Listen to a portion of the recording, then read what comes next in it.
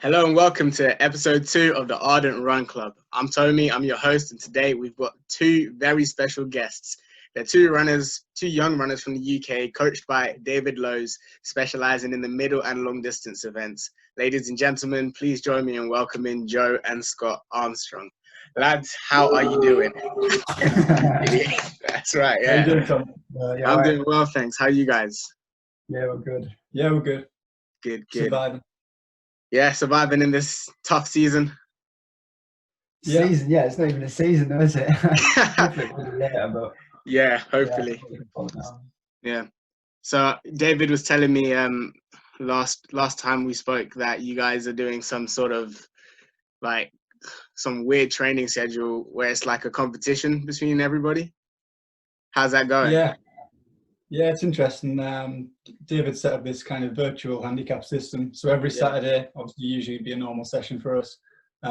He sets us a different challenge. So we start off with a 10-minute challenge and then move to a 5-minute. And then Saturday gone, it was a 2 and a 1-minute challenge. And from that, David kind of sets up a little handicap within the group. So some of the younger ones who don't get as far next time have a bit of a head start on us. And it's all to do just to keep it competitive while we can't train together. I think it's a good idea. I've seen a lot of it through the UK, people doing virtual 5Ks, virtual challenges. It's just something within the group that David set up that it's received a lot of interest, actually. I think he's had a lot of people reaching out to him, asking for some advice and tips. But no, it's good. It keeps them on our toes. That's so good. Yeah. So before we actually get into stuff and all the good stuff about training and racing and all of that everybody wants to know about, firstly, just a little bit of background information on you guys. Where exactly are you guys from? We are from Frammoor in Durham. Not many people know where that is, though. So, well, we know where Durham is. Yeah, Durham's sort of 15 miles away from Newcastle. South of Newcastle. So. Yeah, lovely space. And Joe, how much older than you are Scott? Sorry, that didn't make any sense. How much older than Scott are you? No, I'm 2 years older than Scott. I'm 22. He's 20. But there's only one school year. So we're both actually at Durham Uni. I'm doing my master's and Scott's just about finishing up on his final year. So that's fantastic. Just under 2 years between us. Great. And then I guess the question that everybody really wants to know is who's faster? I knew this was going to get... It's funny, we get asked this a lot, and it's not really like something we can answer with a straight answer. Scott specialises kind of 800, but he's had kind of a background in sprints. He's moved right the way up from 200, 400, only the last few years doing it. Whereas I was 5Ks now. Well, he's done a few 5Ks as well. Yeah, I'm kind of 1500, 5K based, but so probably the 800's the only real race we get to compete. That's sort of like a middle ground between us both. I've only done one 1500 before, and that was last year. And I was really confident going into it. I thought, like, not confident as in like I was going to absolutely smash it. Yeah. Confident I'd do myself like justice. That turned out not really to be the case compared to my 800 time. Yeah. So yeah, anything between sort of, only 800 to be honest would be like sort of competitive, but I'd back myself over anything below 800. But you got time to build that endurance. Yeah, that's the thing. That's true. Work. So basically, what Joe is saying is that Scott's going to be faster. Yeah. When it's all said and done. I've got to see. That's it now. No doubt about it. Endurance. But honestly, if we race over 400, he's going to have me 9 times out of 10. But over 1500, 5K, he should never beat me. It's just that 800's your own. I love it. I love that. That's so good, guys. But yeah, speaking of all of that, so you said that, Scott, you said you came up from the sprints. How long have you, what really got you into running, and how long have you been doing it for? Well, I was thinking about this in preparation for coming on here and having a chat, but literally, so you said like when I got into running, like my first memory of running, it was in infant school, and our playground used to be like next to the road. And literally a game that we used to do was just like race the cars that used to go by the road. Yeah. So that used to be like a group of us like flying up and down, and so that's my first memory, and just like that's literally just enjoyment. Then obviously you get older and stuff, and you start like competing and stuff like that. And I just sort of always enjoyed it. I like the training. Maybe maybe about 4 years ago, I started like training properly for like 800 middle Jeez. distance and stuff like that. I And would would say, you yeah, say, just add to that. It's always coming from school. You kind of, yeah, as with any good sports person, not just runner, you kind of find out going through school, you're better than other people. You think, oh, I might be quite good at this. yeah, And it just happens naturally, you know. that's But fair. our parents are both PE teachers. My dad used to run competitively, so it's kind of always been in our family to be competitive, Very good. and it just happened naturally, really. Yeah, Yeah. it's never like just been running as well. Obviously, there has been different sports. So like we used to play football like loads. Football. Yeah, but I guess it's sort of we like the aspect of being in control completely. Obviously, like football, you rely on your teammates and stuff, Yeah. and there's nothing better than being able to come home, get out for a run. Do you know what I mean? No, absolutely. That's so true. It's lovely, especially this time of year. Although we can't really be out as much, but where I'm right now, down south, it's so sunny, so warm, and it's good to get out there. Yeah, exactly. I was off my run today, and you can start to see the leaves coming on the trees and stuff now. Like the trees blossoming, you run along, you're like, oh, this is quite nice. Good stuff. Yeah, man, that's so good. Because I was thinking actually, I was gonna say, when did you realize you were actually good? But you touched on it there, Joe, saying that you kind of like when you're coming up through school, you kind of just know, you know. Yeah, absolutely. I mean, if you know, you know. you know, yeah. But no, seriously though, when you're going through primary school and you're doing at that age, nobody really knows if you're going to be any good at things. You know, you can reflect on how good your parents are, and you might be genetically kind of better than other people. But when you run in cross countries at that age, and you're always expected to do well once you win the first one, it just snowballs from there, really. I think an important thing to add though, just because you're not good at it, doesn't mean that like, do you know what I mean? That like, I can't do that. Absolutely. Like, just because you're not good at it, you can still get like the same amount of enjoyment out of someone who is good at it. Maybe not on a competitive level, but on like a personal level, you can see like progression and stuff like that. And and I think that's the thing as well. We'll touch on it probably over the next however long speaking. You don't necessarily start at the very top. Something that we've always been taught is your best running wants to be through your 20s. You know, there's a lot of talented junior athletes who win anywhere from 16 to 20 and then just fade and disappear. We've always been told there's a time to run well. It's through your 20s, really. Kind of the age we're at now, and thankfully it's paying off at the minute. But we'll get into all that, I'm sure. Good stuff, guys. And so, talking about it paying off right now, can you take me through what a standard race day for you guys looks like? So, if we start with you, Joe, let's say have you done the Great North Run before? I haven't. Is that too far for you? It's not, well, certainly not too far. It's funny, we always get asked it. It's only up the road from us, the Great North Run, and I've been to walk it a couple of times. And people say, oh, why don't you do it? It's because, I could run a half marathon, could probably do it pretty well, but when you're younger, you want to specialise over the shorter distances and gradually move up to that. Good point. But in terms of race day prep, every event's different, really. If it's on a morning, if it's on a night, but kind of standard race day for me, say we're doing a kind of 5K, my last race was a 5K in an evening, just keep it light through the day. You don't want to be doing much moving around, maybe a walk to stretch out in the morning. Food, just something that you agree with, pasta, get the energy on board. And it's only the real 2 or 1 hour before the race you really want to zone in, because I think a lot of people kind of too worked up, especially if the race is on an evening. They can kind of get themselves almost too psyched out. So it's that real kind of hour before you really want to get in the zone. But every race day is different. It really depends on the event, where you're traveling to. Again, travel. My last race was in Northern Ireland. We had to take a plane there and stay overnight. Other races might be 5 minutes down the road. So it all depends, really. No kind of one prep that we have. It's got to be adaptable. What about for you, Scott?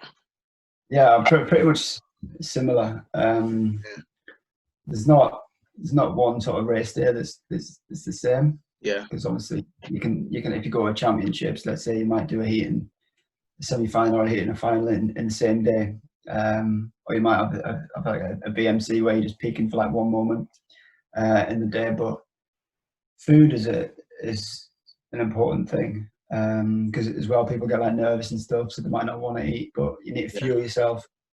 So just like taking the time to relax, think it comes with experience as well. I mean, I've been doing it for quite a while. Even though I'm 22, I've been running competitively for maybe 10 or 12 years. So for someone like yourself to ask me, like, it's kind of second nature. But I guess for a lot of younger people, those questions are out there, like, what do I do in this circumstance? And that's why I think you really need a good coaching setup.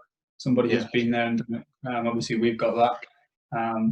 And I know there is a lot of good coaches in the UK. But it's really finding something that works for you. And I like how you say that, because what I don't race competitively. I just run by myself and then do a park run on a Saturday. So I'm obviously nowhere near your guys' levels. But when I'm looking at, like, I haven't done a long distance race before, but if I were to do it, because I signed up for the Great North Run this year, I look at it like, okay, I've been told to, like, not eat something that I usually wouldn't eat, or wear the same sort of trainers that I usually wear when I'm running, or that sort of stuff. Like, and it can become like some sort of pressure, but you guys seem like you do well to take that pressure off yourself and just chill out with it. It's funny. It's one of the only things really that you say yourself, just in terms of park running, right up to people who Olympic standard athletes. It's one of those things that everything's the same. You still got to eat. You still got to get yourself mentally prepared. Just because you kind of a different standard doesn't make it any different. And I've really emphasised it's just kind of find out what works for you, and that happens through time, experience. Sometimes it's trial and error, but really reflect on what works. Realise, this works for me, and repeat it. It's as simple as that, really. That's an important bit, like, because obviously you're saying you're running throughout the week. Just you'll know what works for you throughout the week. So just keep it simple. Do exactly the same. Like, if you've had a coffee, have a coffee. Even if you've had like a chocolate bar, have a chocolate bar. If it works, it works. You know. Yeah. Don't like stress out about it too much, because then if you're stressing out about it in your head, like, realistically, like, your mental state is just as important as your physical state. If you go to a race like thinking about those different things rather than just what I need to do, then you're probably not going to perform as well as you should be. Well said. And so, speaking of races, what are each of your favorite races to compete in? I know we kind of touched on Scott saying the 800. Would you say that's your go-to? Or that's definitely the one that I target the most. So, like, I train in the winter for the track season, and then in the track season I do 800s predominantly. I'll dip down to a 400 to speed my legs up, or I'll go up to a 15 to see where I'm at and other stuff. But I do quite like 5k as well. You like the 5k? Yeah, I like a good 5. To be fair though, like, I'll say this now, I like a 5k, and then I get maybe about 4k into it, and I'm like, I don't like 5ks. I think that's the case with everybody. All right. What about you, Joe? If my hamstrings didn't burn so much, I'd actually enjoy them a bit more. As well, coming from like an 800 sort of background, you tend to get a bit carried away with yourself, like especially you do start too fast. Yeah, like, especially if I'm training with Joe and like we're up in training together and stuff, and then we come to like 5k race, I'm like, yeah, I can keep up with Joe, that's fine. And then like you just can't, and you just get a bit carried away with yourself. You get a bit tired, but I do, like, if I pace it well, I do enjoy the 5k. You forget that sometimes in races you don't actually have recoveries in training. Yeah. True, isn't it? Like 5k, you can sort of get into a rhythm, work into it, and then sort of kick on from there. Like. So, what's your 5k time, Scott? Your PB. Now he's been saying all of this. Yeah. I run 5k. I run 16:04. 16. Yeah, 16:04. But it's so annoying because to be fair, I'll back him up on this. I've been really unfortunate, to be fair, because I was injured in, I think it was like mid-February to March, late January even. Yeah. It was just at a time where I was going to be doing some races, 5k being one. So I've only had one chance to do a 5k, and that was in early December, and it was on a long course. So 16:04, it says for 5k, but it was long. Like, all right. To be fair, that's still really quick, though. It was long. That's still really quick. I think that Scott can probably run somewhere near a 15 and 16. It's just that experience of the race day. Yeah. Still learning. That's what I like. I like the challenge. Yeah. I don't really do that much. So it just goes to show as well, though, you've been running for a long time and you still haven't got it in terms of that's you true, haven't nailed the race day at all. Yeah. Jeez. Slide dig there. No. What about you? What about you, Joe? In terms of 5K, what's your time? Yeah, my 5K PB was it was my last race. It was the middle of February. I ran 14:19 over an RMR. And that was literally my last race, you know. I was looking forward to building on that, but obviously with the current situation, haven't had a chance just yet. Man, you guys are like that's. I know you were trying to downplay not even trying to downplay your time, Scott, but for someone like me and just your standard runner, 16:05 is so quick. Yeah, I know. I do.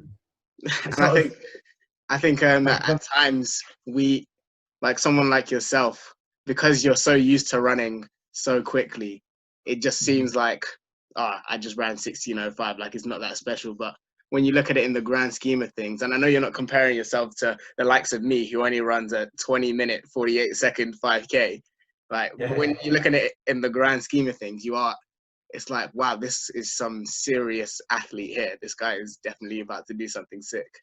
So yeah, well, you do kind of get caught up in it a bit, because especially now, like my friends, like I think everyone's got Strava now, so like my friends are like going out for runs and stuff, and you sort of like take a step back and realize like it's actually like not that bad, to be fair, but in context of athletics, you know, you're still reaching for your goals though. You're still going for your goals. Absolutely. That's good. And so the next question I really want to ask is, what has been your worst race? Like, if you think back to a time where it just went wrong, and what went wrong there, and why did it go wrong, and then how did you learn and capitalize on that for the future? Do you want to say that? Well, I've got one straight away in my head. I know mine. So all right, go for it. Yeah. So last August, I went down to Manchester to run a 800 in the BMC. I think it was a Grand Prix. One of the last races of the season, so like you sort of like building up. You've got the speed in your legs and stuff. It was your last race of the season, wasn't it? Yeah. So like you kind of want to go out with a bang. Yeah. But I went out with a bit of a different bang, because I got 400 meters in. The guy in front of me just like stopped basically. I ran into the back of him, and I fell. And my shoulders sort of like took all my weight, especially if you're running at speed as well. Like if you fall off a bike, or like, you know, at speed, it adds to the weight, I guess. Yeah. So like at the time I was disappointed that I didn't finish, and I couldn't obviously perform well. But then was that your hands? The guy who stopped, he didn't just stop for no reason. He kind of pulled him injured. When you're in an 800, it's kind of tight. It's one of those things. But by the time I thought I was just disappointed because I didn't get to finish and didn't get to run a good time. But I actually like torn like quite a few ligaments in my shoulder, like quite badly. It was between like a grade 2 and a 3 tear. So yeah, I couldn't move my arm for like 4 weeks. So that was really good. Could you learn something from that at all, or is that just an unfortunate experience? I couldn't. I think you can. I think that you just got to sometimes accept certain things happen, not necessarily for a reason, and you can't dwell too much on what goes wrong. You know, I've had plenty of poor performances along the road, and I think that if people dwell on them too long, it can it's a bit of a waste of time. Yeah, you got to learn from history, otherwise you're going to repeat mistakes. Yeah. But the more time you spend dwelling on negative experiences, the less time you can actually spend looking forward in terms of a positive mindset. And sometimes, I mean, when I was younger, I was probably, very critical of myself in terms of if I thought I'd done poorly in a race. Yeah. Whereas now you kind of just learn it's not the end of the world. There is always another race. And sometimes you will have a bad performance, but you got to understand as well that 9 times out of 10, you are going to get a good performance in, as long as you stick to kind of believing in yourself and what you do. Yeah. Because if you don't have that, then you're not going to get far. Well said. And so you sound like you've had not a lot, but you sound like you've had some bad experiences to be able to get to that place where you're just like, you know what, it is what it is. I'm going to get better next time. So what's the biggest thing you've learned from a race that didn't go well? I'm trying to think back to a race that I didn't like. I mean, I can name a few. No, well, you probably can. I think. Okay, I'm going to take one. No, I did a cross country maybe 2 or 3 years ago. I was thinking of one. I did a cross country a couple of years ago. I think it was the Northern cross country, and I kind of went into it with what I thought was a niggle, and I probably got halfway around, and my ankle was just kind of not in the shape to race, and I travelled down to Leeds for that. And I think the one thing to do is never race when you're not 100%. If you put yourself on the start line, to everyone else, you are ready to go. Whereas in that experience, I probably wasn't ready. But you know, sometimes you get caught up in things. You want to race, you want to run well, and that's probably, I don't want to say the worst race I've had because I didn't finish it, but that's probably the one thing I've learned. Don't compete unless you are willing to say, yeah, this is me 100%. Yeah. Because otherwise you give people a chance to say, well, you've disappointed yourself, you failed yourself, and that's the last thing you want to do. That's well said. That's really good. And so on the flip side of that, what's the best experience? What's your favorite race that you've competed in? Not necessarily that you've won, like you might have won, I don't know, but what's the one that you enjoyed the most? I was going to say my last race I did, my 5K PB. Yeah. I went in knowing that I was in good shape. Not necessarily over 5K. You don't think you can run a certain time. You kind of know you're in a time zone, a range. Yeah. And everything just went right really on the day. We had good conditions. I should say Armagh 5K, it's like one of the best 5Ks in the world. Really? Every year they get kind of top runners coming in. I think this year there was something like a world record, 140 people under 15 minutes in the same race. It's pretty mad. Yeah, like for anyone who doesn't know, it's like a little. I've never been. Well, you haven't been. What it's cracked up to be, it's a little tiny like place in Ireland. They do like 10K laps, and there's just hundreds of runners running like under 15 minutes. Yeah, there's a whole buzz about the experience as well. You go, I mean, we fly out on the Wednesday, the race on the Thursday night, so you've got kind of a day with people you know from running, people you know who are going to run well, and that kind of rubs off on people. And the whole buzz around the place for the full 2 days you're there is really good. It's like, kind of the environment you want to PB. Yeah. And the race itself is fantastic. Apart from the start where you get like maybe 300 guys on the same start line, and the road's not that wide. Yeah. And the tumbles this year. Luckily, I managed to stay on my feet.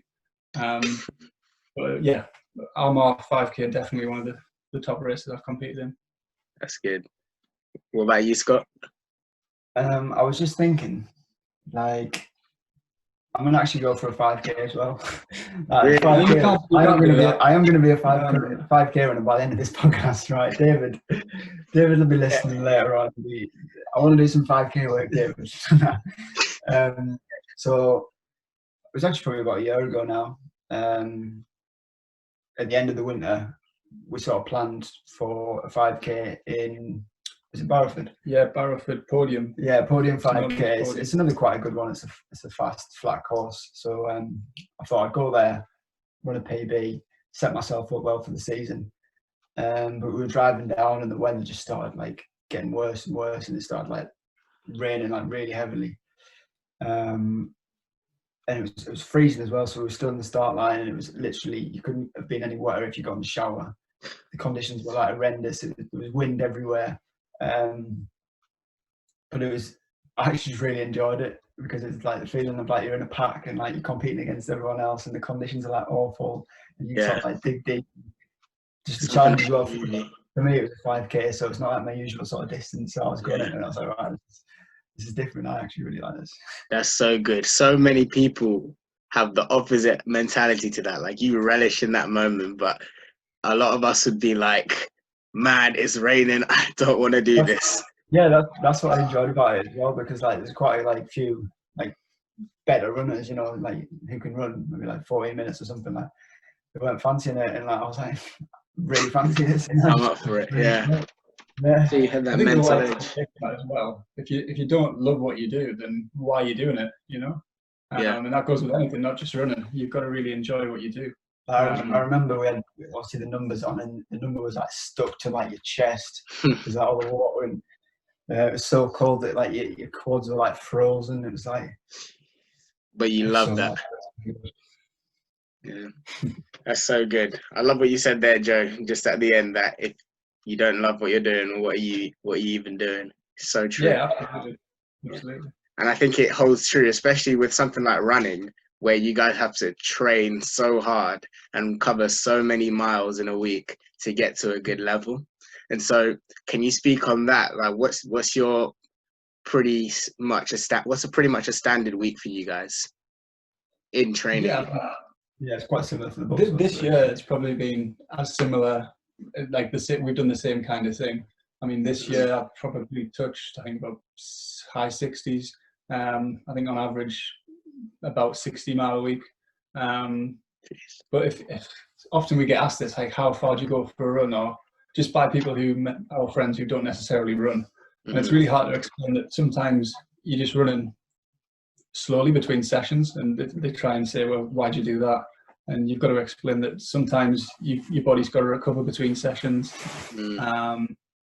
And in terms of the actual sessions we do, why do we do kind of speed work, hills? But yeah, just to answer the question, 60 kind of has been the standard average this year. Yeah. But we have touched up probably near 70 at some points, coming down in race weeks as well. But I think as well, though, there's just saying, oh, I've done 70 miles a week.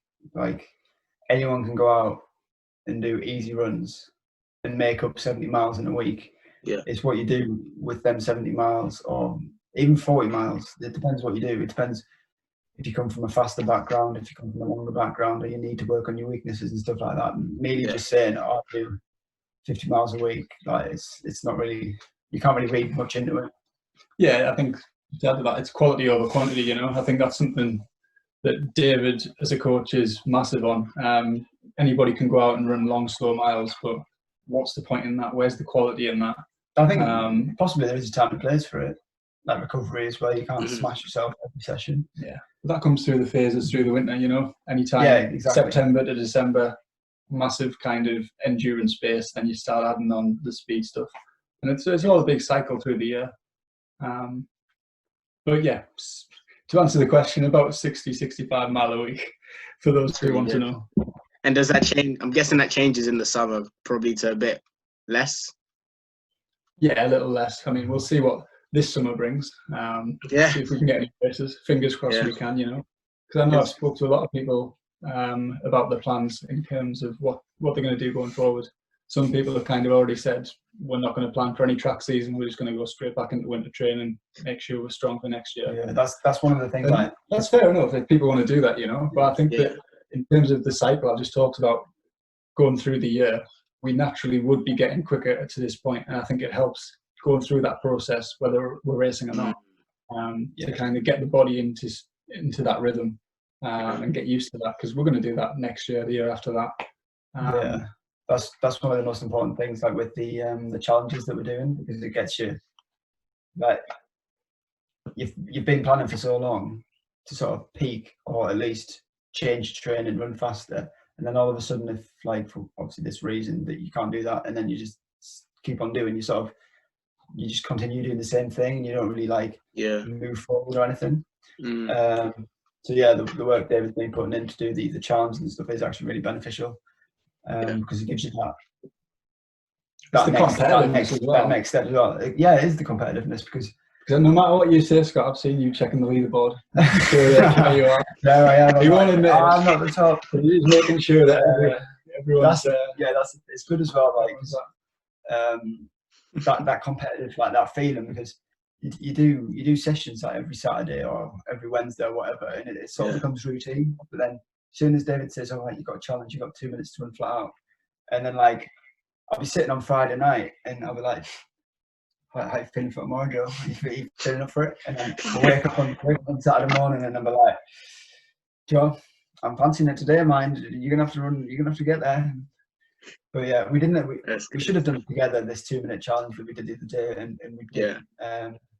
Scott wanted to run on a course that was downhill overall. No, that's mine was on a flat road. That is a lie. Scott wanted a bit of a. See, he always tries to do as much advantage as he can. That is a lie. Goodness But me. it's on Strava if anyone wants to see the net downhill for Scott. Oh, that's fine. I do all my. I've been doing all the challenges at the same venue, but We're pretty lucky. We've got quite a few places around yeah, here. we are actually cheaper. Car parks, change things up. Car parks in farm hills. Not bad. Tracks. Lovely scenery. And so you kind of touched on it there, but what does training look like in this quarantine self-isolation season that we're in right now? Obviously not being able to train in a group must be a bit frustrating, but what does it look like? We kind of are in a group though, because we've got each other, so it's not too difficult. It's not too different either.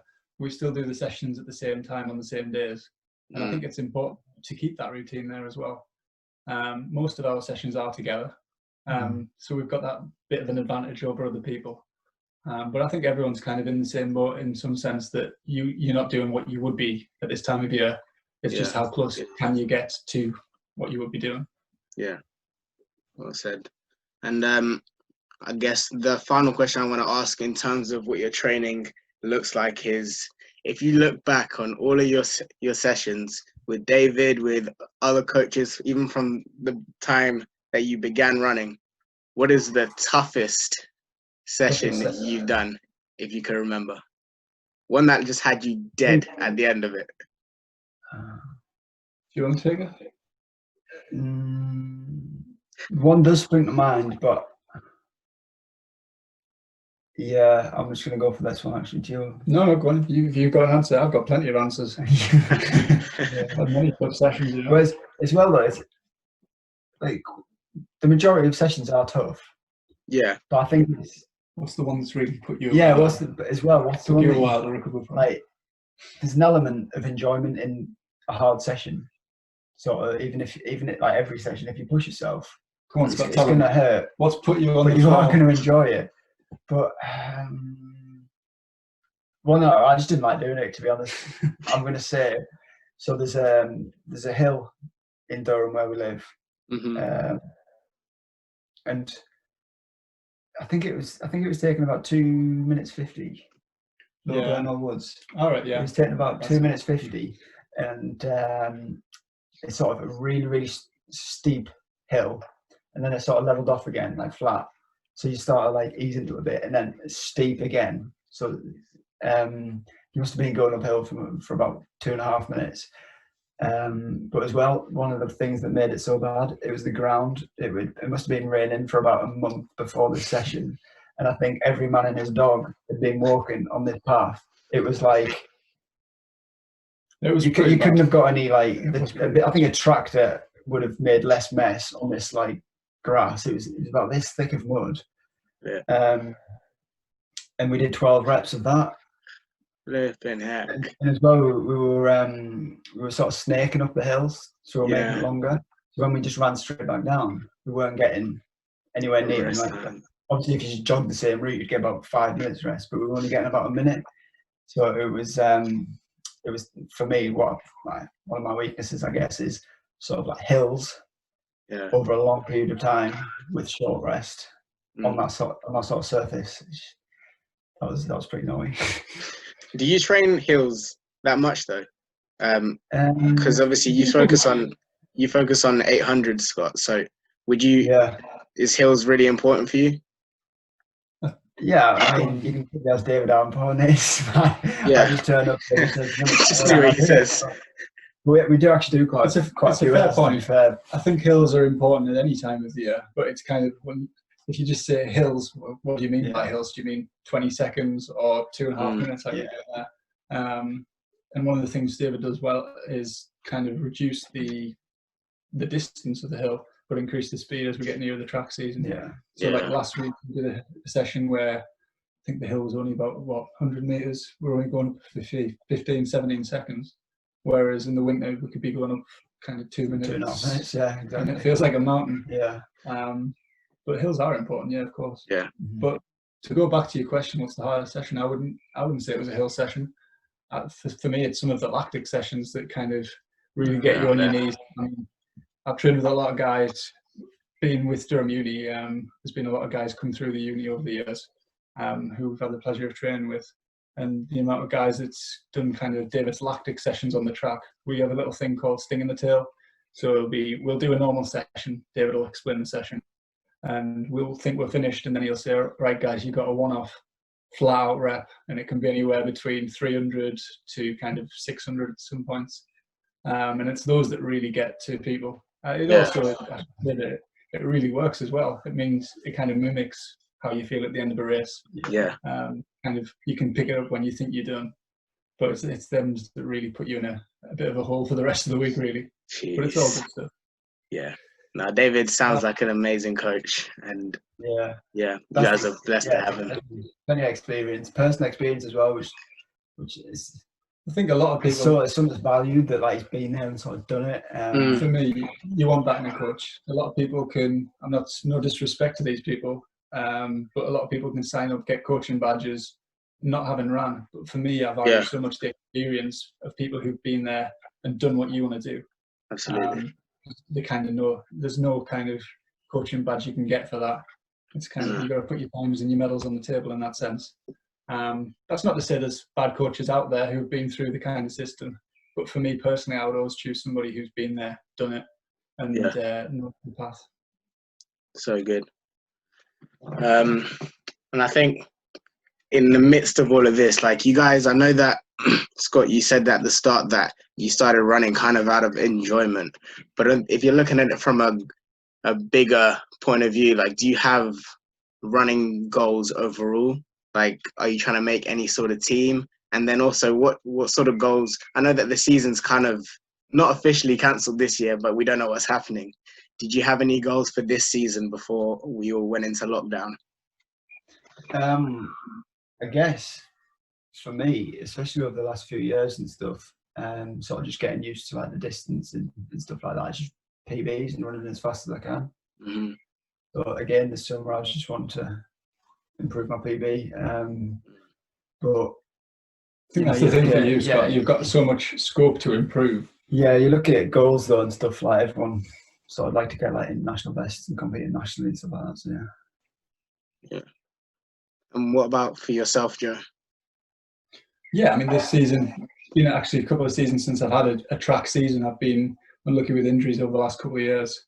And it's come at a point now where I'm probably in the best shape of my life, and I might not get a chance to go out and show that on the track. It's not really wasted though, is it? Still, of course. Everything we're doing goes forward, moves forward with you. And I know a few people have said, well, if you're good enough this year, you'll be good enough next year, the year after. And that's absolutely true. But in terms of the next few weeks and months, it was always going to be about running fast, running PBs, and seeing what comes with that. Because with my 5K in February, I knew I was kind of in shape to push on from where I've been in the last few years. So fingers crossed we get a chance to do that, whether it's a little bit later in the season, that's fine. You know, most people kind of aim to peak July, August anyway. So we'll stick to that plan and we'll see what comes. But fingers crossed, we can only hope on that one. Yeah. Okay. And then I guess another deeper question will probably be, what would be one thing that you've learned about yourselves individually through running, through going through the whole process of training and getting into the routine, and then even getting to race day and winning and losing? What is something you've learned about yourselves in that whole process? I would say personally, just talking about me, it's the kind of the lesson that you always have to believe in what you're doing. If you don't believe in what you're doing or the process in which you're going through, then you probably won't achieve. And that kind of stretches out to any walk in life. If you've got aims and goals, you've kind of got to have a system in place that you really trust. Because at the end of the day, if you don't believe in yourself, then you ain't going to get very far. You know, you see a lot of people with success, with a lot of confidence. You don't necessarily see people with self-doubt, like kind of no real step forward, achieving much. So I would say, just it sounds cliche, but believing in yourself, trust what you're doing. Well said. And other people's criticism kind of get in the way of that. I would say that everything you can copy my answer. You know, I've got a good answer. You know, you can just say, I agree with Joe. No, I've got a different one. So everything you do has a consequence, whether it be positive or negative on performance. Yeah. and being able to reflect on that is just as important as actually doing the action itself. So if you've not been training particularly well, that was a consequence of you don't perform particularly well. But instead of just sort of being like, that didn't happen for any particular reason. Yeah, it did, because training's not been going the way it should have been, or you haven't put effort in and stuff like that. So yeah, literally. That's kind of what I said, just reworded a little bit. Everything, being able to do something and realise why it's happened, and then changing it for next. Yeah, I think we said earlier as well, if you don't learn from history, you're going to repeat it. And, you know, although you can't dwell on things, you got to learn from your mistakes. Yeah. Mistakes are part of the process, you know. Yeah. Nobody can be perfect. Anyone can make a mistake, but a fool makes a mistake twice. Yeah, there you go. Same mistake twice. Same mistake twice, yeah. That's really good. Wow. It's funny how... It's not really funny, because I kind of get it being... like, because I used to be a sprinter. So I kind of get it from a sports point of view. But it's like, you wouldn't think that athletes, like the cliche is athletes don't get this sort of wisdom, but because of the experiences and because you actually do have to work hard, you learn a lot from the process, and it's just amazing what you guys can learn from that. Yeah, absolutely. I think you learn more from the process than the actual kind of goal itself. I mean, a lot of people say it is the journey to where you go, and that you learn more about yourself from. I would agree with that. So good. Wow. I feel inspired. Get that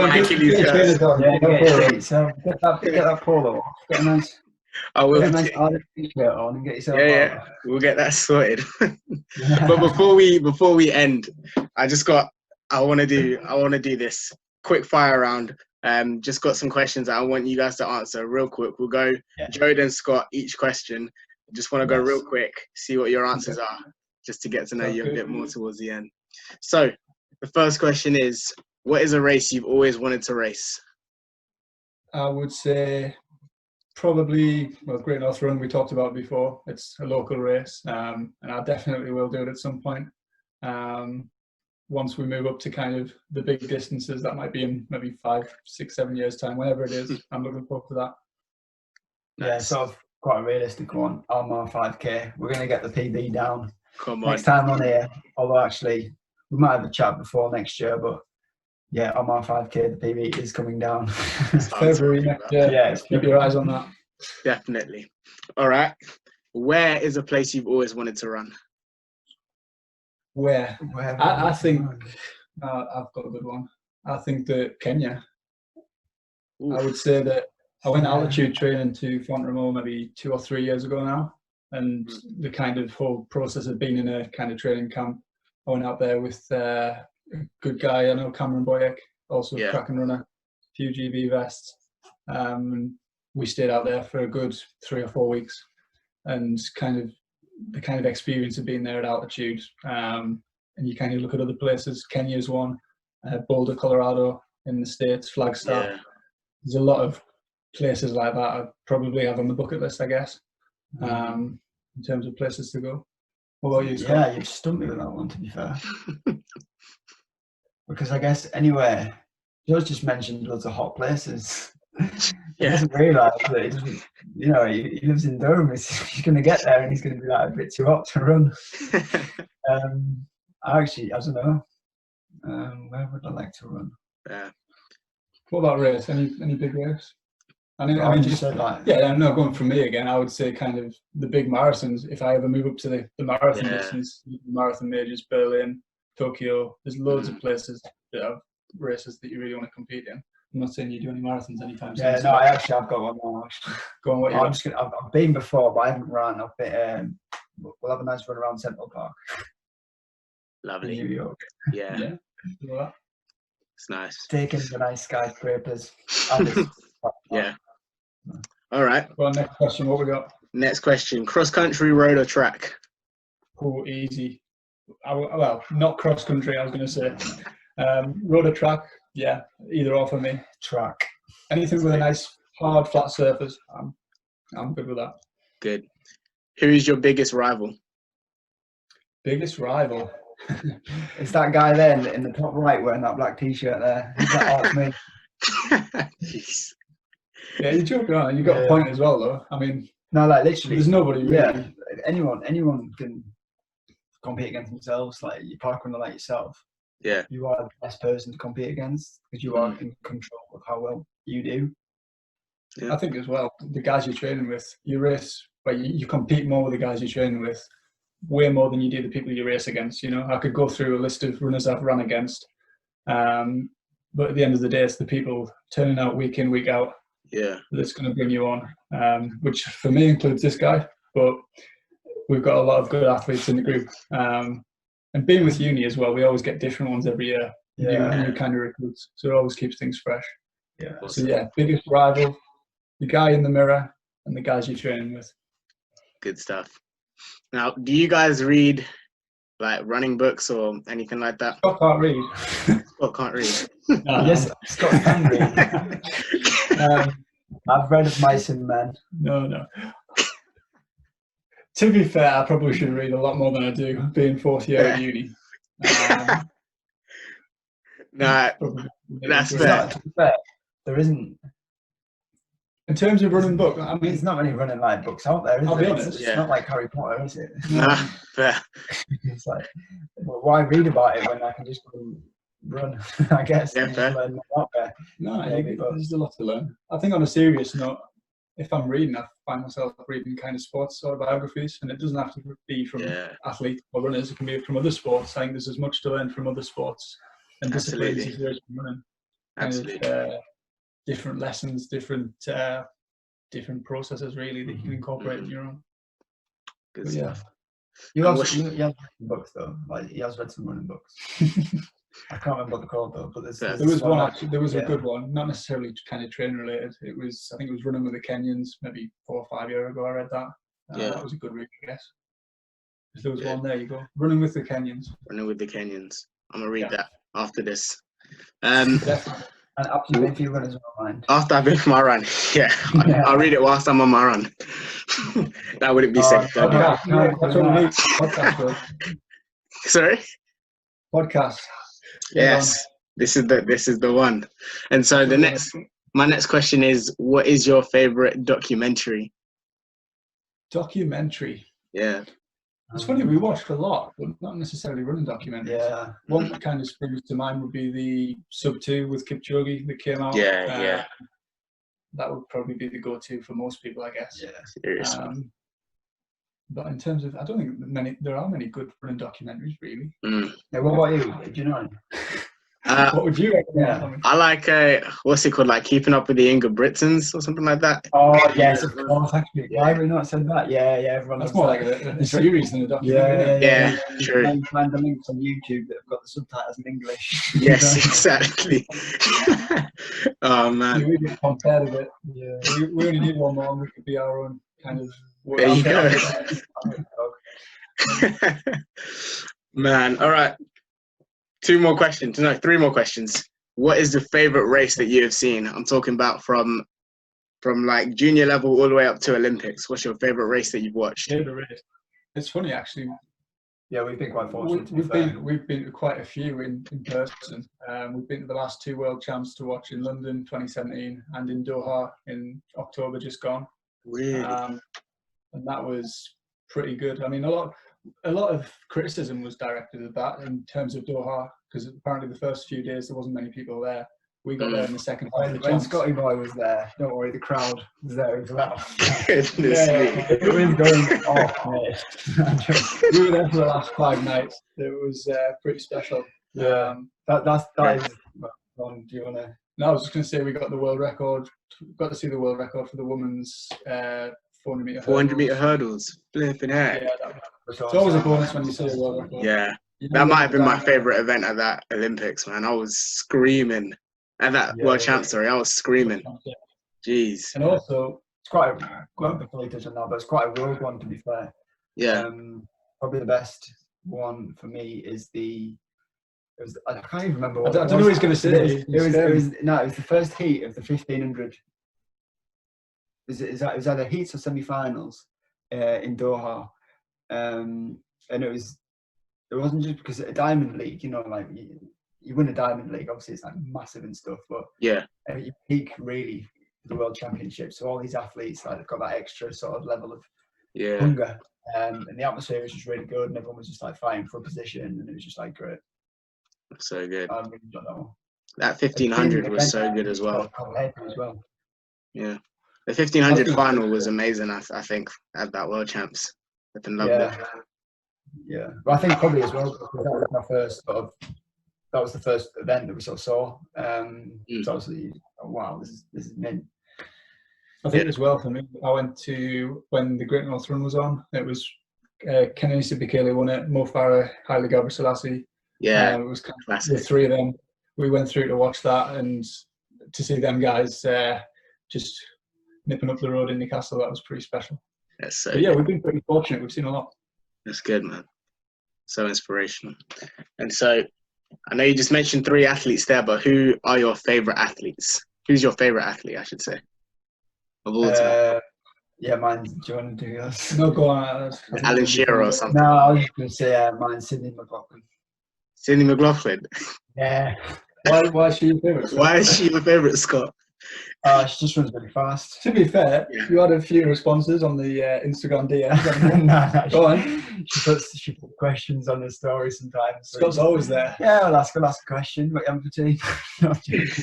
You've got a few shares, to be honest. Yeah, to be fair, we always have a joke together. Like not me and her, obviously me and like the group and stuff. Hey, that's funny. This is straight. Yeah. Sydney, if you're listening, hit them up. Sydney. Jeez Louise. Yeah. Nah, I think for me, favourite athlete. It's a tough question. I like a lot of different things about a lot of different athletes. You know, you could go easily to actually, yes, Kipchoge. Ingebrigtsen's in terms of what he's done. I'm going to throw a curveball. I think Wade van Niekerk. Wade van Niekerk, yeah. Great athlete to watch. Really good. Absolutely. Especially for someone who, like myself, likes the longer distances. It's not necessarily someone who competes over that. Mm-hmm. So good. Sydney McLaughlin, Scott, yeah? No, I actually think Jakob Ingebrigtsen. Yeah, Jakob Ingebrigtsen is good. Yeah. Do you like athletes from other sports as well? Are you guys like Newcastle fans? Nah, no, absolutely not. Although Joe's got the event stuff on. I've only got this on because it's the Palace version. Like the West. But no, we're both Sunderland fans, but we'll not talk too much about that. Okay. But yeah, I think finally, have you guys got any hidden talents that you want to share with the world? Nah, it's funny you say hidden. If they were hidden, they wouldn't be a secret, would they? I don't know. Not anymore, though. Oh, yeah, exactly. Yeah. Well, what do you got? I literally. Scott's a very boring guy, actually. Now you think about it. Actually, no, here's one. So obviously, there's no hairdressers or anything open. Yeah. What's your thoughts on Can't really say on this. I was going to say, it does look quite fresh. Yeah, it's alright, isn't it? Yeah. Was that you? There we go. Go on. Yeah, that's decent. Man, I'm wearing my hat because I can't. It's getting mad. Yeah, a lot of people have just kind of taken the shave off, but we looked at a bit of the YouTube tutorials. Get on YouTube, it's easy. It's not difficult, is it? Easy. Get the kitchen scissors. Jeez. What about you, Joe? You got anything? Or are you boring? Nothing that I want to share on a podcast, Tommy, put it that way. Goodness me. All right. And just to wrap it up, have you guys got any advice that you would love to give to anybody that's just getting into running or wants to be really good at it? Yeah, I think that in terms of just getting into running, you don't have to be good to get into running. You know, I'd love to see more people out there in terms of just keeping fit, keeping active. But I think that you've just got to stay with it. You know, there's a lot of people every year. You go January the 1st, you'll see a few people out running, and after about maybe a week, a lot of people have give up on the New Year's resolutions. Yeah. But just keep with it, because a lot of time success is all to do with momentum, keeping building, keeping consistent, and just you don't have to start by doing a marathon. And you know, a lot of people will say, "All right, I'm going to commit to the Great North Run or the London Marathon," and they'll have never ran before in their life. So stick with a 5K park run. You know, park run's great. Definitely for someone who hasn't run, get a park run in. Just work at your time, keep going. I'm sure you'll appreciate that. Definitely. Yeah, just to add on that, just consistency. Don't go for like one run once a week, and then just stop. Like if you're actually gonna do it as well. People go out for a run and they find it hard. Well, yeah, it's going to be hard because you're not used to it. Like if you just stick in for like the first few weeks, and then you can reap benefits from it later. Not only will you maybe get faster, but it'll actually feel a bit easier, and you'll be able to enjoy it a bit more. Yeah. So yeah, it's gonna, if you're literally just starting out, you're gonna find it like difficult. No one's gonna say, oh, it's gonna be easy or anything like that. It's gonna be hard. But you've got to stick with it. Now's the perfect time as well. Now is literally, there is no excuse. People have got no excuse to not want to try and get out the house. Yeah, you've got no excuse. You've heard it here. Joe Armstrong said, get out the house. True. Man. Well, thank you so much, guys, for coming here today and just sharing your wisdom and your experiences. Yeah, thanks for the. I wore the socks today on my run.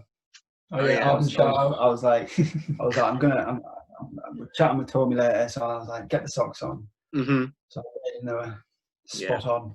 Come on, that's what we love to hear. Always are. Absolutely. But yeah, thank you guys so much for joining us, for joining me today. And I'm sure the whole Ardent community is going to really appreciate it. No problem. All right. We'll speak soon. Absolutely. Yeah, speak soon. Well, thank you so much, guys, for tuning in today. This has been the Ardent Run Club Podcast, episode 2. Hope you enjoyed it. Have a lovely rest of your day. Bye-bye.